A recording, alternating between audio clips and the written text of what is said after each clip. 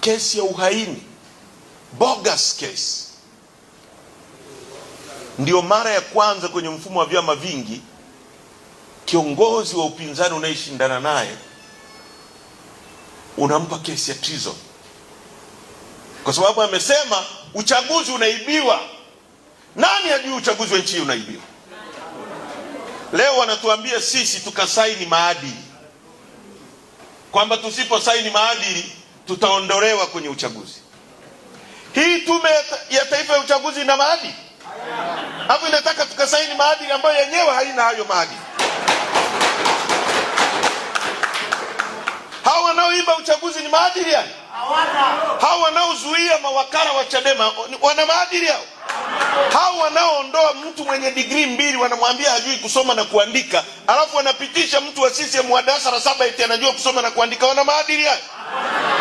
Wamemuondoa huyu kijana wakili wa mahakama kuu anagombea kijiji, wakamwambia hajui kusoma na kuandika, alafu mtu wa CCM darasa la 7 alafu anatuambia tukasaini huku. Tumesema hatusaini huku, na hatuko tayari kushiriki na huyu.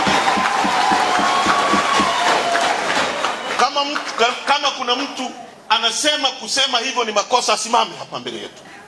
Kama kuna kiongozi wa chama chetu anasema sisi kuchukua msimamo huo tunakosea, asimame hapa. Asimame hapa. Watu wanaoondoa mtu mwenye degree 2 kwamba hajui kusoma na kuandika, alafu mtu wa darasa la 7 kwamba anajua kusoma kuliko mtu mwenye degree 2, alafu anatuambia sisi tukasaini maadili. Maadili gani? Jaji Mwambegere, una maadili gani? Wewe unatekeleza unachoagizwa na bosi wako Samia Suluhu Hassan, ndiye aliyekuteua.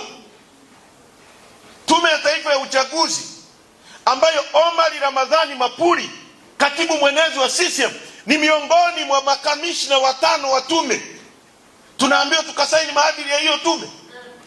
Katibu mwenezi wa CCM ni mjumbe kwenye hiyo tume, atatutangaza sisi au atamtangaza mwana CCM mwenzake? Mkurugenzi Kairima ni mteule wa rais, anatuambia sisi tukasaini maadili. The struggle continues, no turning back.